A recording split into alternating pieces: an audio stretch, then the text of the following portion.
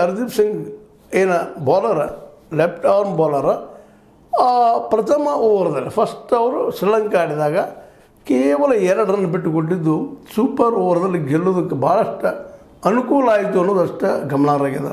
ಸ್ವತಂತ್ರವಾದ ಮೀಡಿಯಾಗೆ ಬೇಕಾಗಿರುವುದು ಸ್ವತಂತ್ರ ಧ್ವನಿ. ಆ ಸ್ವತಂತ್ರ ಧ್ವನಿ ಉಳಿಸಲು ನೀವು ಮಾಡಬೇಕಾದದ್ದು ಇಷ್ಟೇ. ಅದೇನಪ್ಪಾ ಅಂತಂತಂದ್ರೆ ನಿಮ್ಮ ಕೈಲಾದಷ್ಟು ಸಹಾಯ ಈ ಚಾನಲ್ಗೆ ಮಾಡಿ ಹಾಗೂ ನಿಮ್ಮ ಧ್ವನಿಯನ್ನು ಕಾಪಾಡಿಕೊಳ್ಳಿ. ಯಾಕಂದ್ರೆ ಒಂದು ಬಾಲ್ಗೆ 3 ರನ್ ಹೊಡೆದ ನಮ್ಮ ಸೂರ್ಯಕುಮಾರ್ ಯಾದವ್ ಅವರು ಆ ಮ್ಯಾಚನ್ನು ಗೆದ್ದುಕೊಂಡ್ರು ಅನ್ನೋದು ಈಗಾಗಲೇ ಮುಗಿದೋದಂಥ ಇತಿಹಾಸ. ಅದನ್ನು ನೀವು ಬೇಕಾದ್ರೆ ಇವತ್ತು ನೋಡಿರ್ತೀರಿ ಇದರಲ್ಲೇ ಹೈಲೈಟ್ಗಳಲ್ಲೇ ಇನ್ನುಳಿದ ಕಡೆಗಳಲ್ಲೇ. ಈ ಸಂದರ್ಭದಲ್ಲೇ ಮೊದಲನೇ ಬಾಲ್ದಲ್ಲಿ ಸೂರ್ಯಕುಮಾರ್ ಅವರು ರಿಸ್ಕ್ ತೊಗೊಳ್ಳಾರ್ದು 3 ರನ್ಗಳನ್ನು ಹೊಡೆದು ತೆಗೆದಿದ್ದು ಅದು ಆಟಗಾರನ ಒಂದು ಆದ್ಯತೆ ಏನು ಅನ್ನೋದು ಸ್ಪಷ್ಟಪಡಿಸ್ತದಂತ.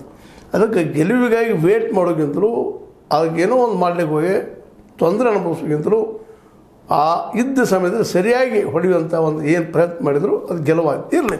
ಅದು ಈಗ ಬಂದಂಥದ್ದು ಏನಪ್ಪ ನೆಕ್ಸ್ಟ್ ಅಂದರೆ ಭಾನುವಾರ ದಿವಸ ಸಂಡೇ